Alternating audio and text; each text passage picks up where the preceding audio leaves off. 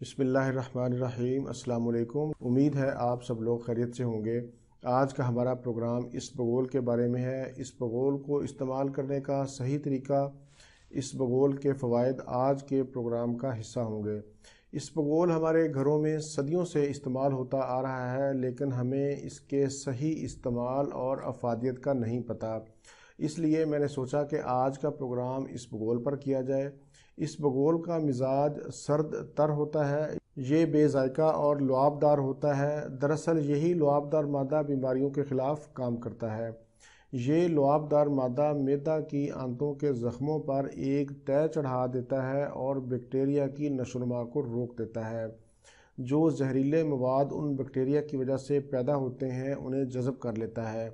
اسبغول میں ریشے یعنی فائبر کی وافر مقدار پائی جاتی ہے، جس سے کولیسٹرول لیول کم ہوتا ہے اور یورک ایسڈ کا خاتمہ ہوتا ہے۔ ہمارے ہاں اسبغول کو صرف پیسٹوں میں استعمال کیا جاتا ہے، لیکن اسبغول دونوں طرح سے معجزاتی کرشمے رکھتا ہے۔ اگر قبض ہو تو کھولتا ہے اور اگر پیچش ہوں تو انہیں روکتا ہے۔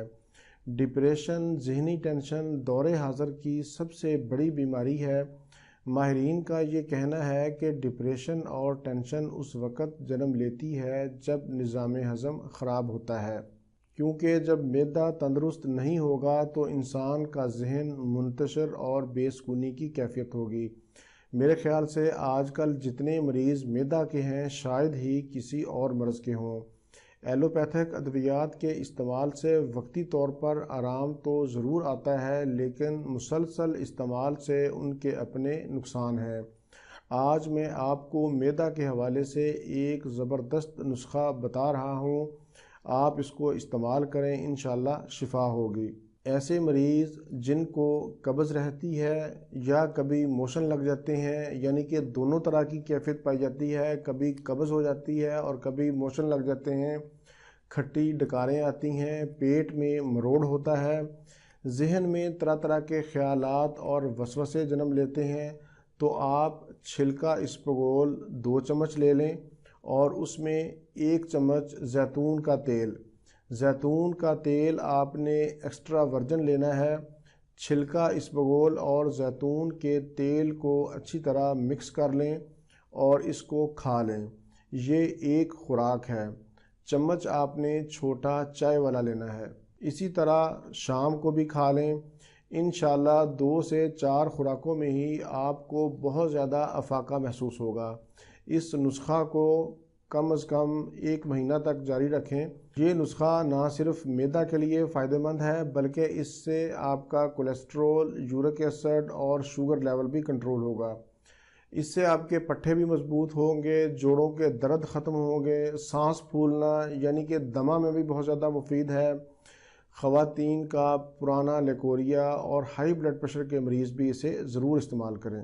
حمل کے دوران خواتین کو اکثر قبض ہو جاتی ہے، تو ایسی خواتین اسبغول کو ضرور استعمال کریں۔ معدہ کے السر اور بواسیر کے مریضوں کے لیے مرچ مسالے ممنوع ہوتے ہیں، لیکن اگر کھانے سے پہلے 2 چمچ اسبغول پانی میں حل کر کے کھا لیا جائے تو مرچ مسالہ معدہ پر اثر نہیں کرے گا اور انہیں قبض بھی نہیں ہوگی۔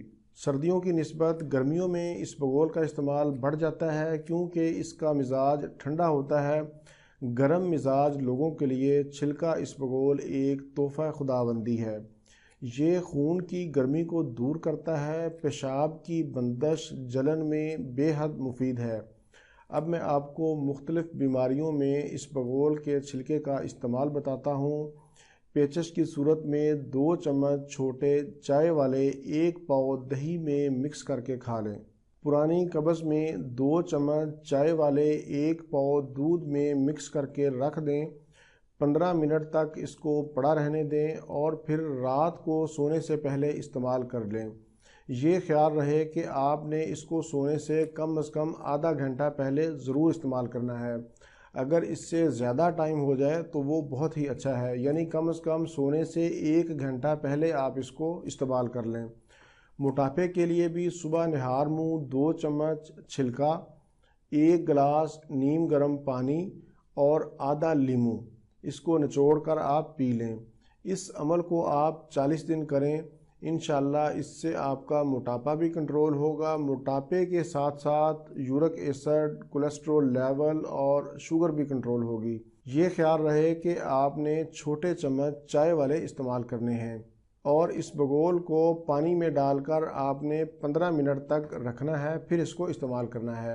اگر آپ کو کوئی بیماری نہ بھی ہو تو پھر بھی آپ اس بگول کو ضرور استعمال کریں، رات کو سوتے وقت یعنی سونے سے پہلے، اور صبح نہار منہ پانی میں یا دودھ میں ڈال کر استعمال کر سکتے ہیں۔ اب میں آپ کو چند احتیاطی تدابیر بتاتا ہوں، ان کا ضرور خیال رکھیں۔